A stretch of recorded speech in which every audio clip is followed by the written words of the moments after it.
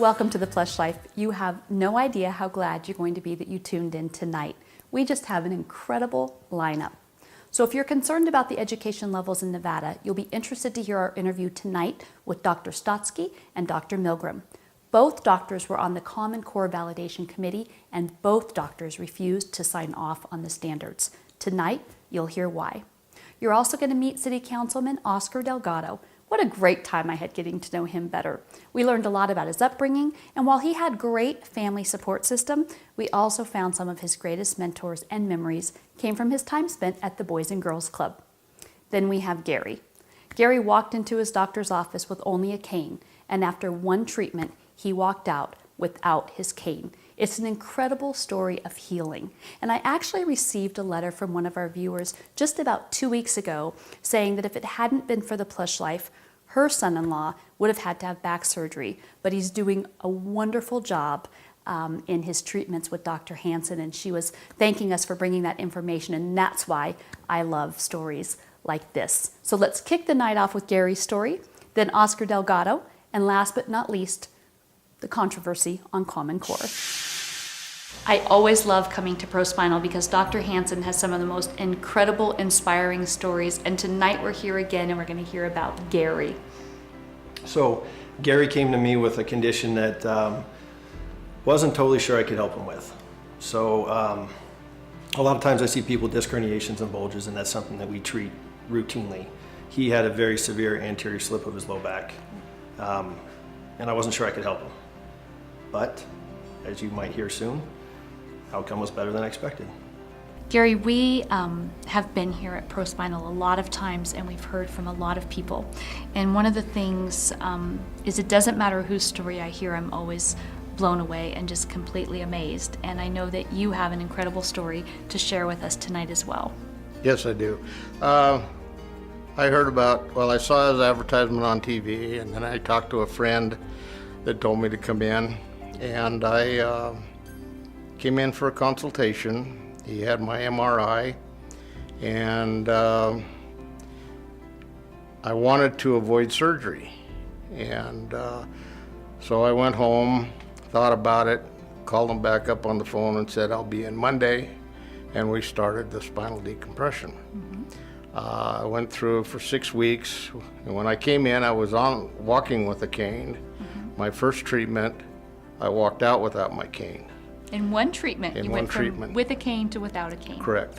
And I have not been on a cane for 6 weeks, and before I couldn't be standing here. I'd have to be sitting in a chair because the pain in my feet was so bad. And what had happened is one of my discs had slipped, pinched the nerves to my feet, and that's where the pain was. I couldn't walk. Or I could walk, but I had to have a cane because I wasn't stable. Right. You know, I was afraid I was going to fall, so I used a cane. So now I've done my 6 weeks. I'm walking. My back is fine. I got a little pain left in my feet, but that's for the nerves to finish healing. And I got 3 more weeks, and we'll see what happens. So I bet you're really glad that you didn't have that surgery. Oh yes, I wanted to avoid surgery at all costs. I didn't want to go into surgery. Yeah, I can't say that I blame you because people either have great success with it or they Right. have a complete, opposite. Correct. So what would you say to people who are a little bit skeptical of maybe trying spinal decompression before surgery? I would highly recommend it before surgery, and of course you'd have to have a consultation with the doctor. He would have to see if that would the spinal decompression would work for you. If it would work, I would say, hey, go for it, because it's far better than surgery from what I've talked to other people that have had surgery. Now you said you've been coming for 6 weeks, so how many times a week do you come? When I first started, it was 4 times a week for 4 weeks. Then I went to 2 times a week for 2 weeks. And then now I started on the ab machine, and I got 2 times a week, or excuse me, 3 times a week for 3 weeks. So that's not so bad. No, It's not bad at all. I mean, I would imagine the healing time after surgery would have been a lot, Oh, a lot longer. more, Yes. longer than that. Yeah, absolutely. Thank you so much, Gary, You're for very sharing welcome. your story with us and letting people know what your experience has been. Thank you. So it absolutely sounds like spinal decompression was the answer for Gary. And I can't believe came in with a cane after one treatment, no cane. I mean, where else do you find stories like this? Yeah, right here, pro-spinal. No, it's remarkable. I was really hoping I could help him. He had a tough condition, and he stuck with it. Actually, he got such a great relief in the first couple of days. That's why we do a 3-day no-risk trial. And I told him the same thing. If you get to the 3rd day and you're not responding to this, there's a good reason for it. Yeah.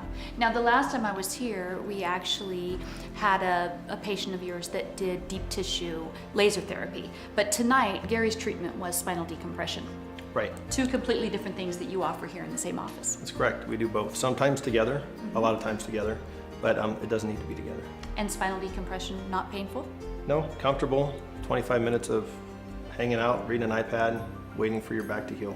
And this is something that people can try before they go to the extreme of surgery. That's a great point. So a lot of people come to me after surgery. If they have hardware, like one of our patients that you might have talked to already, we can't do decompression on that. There's no way to pull the metal apart and make her pain go away. But yeah, if I can have an opportunity to work on people and get them back to a normal lifestyle without surgery or drugs, a whole lot easier before surgery.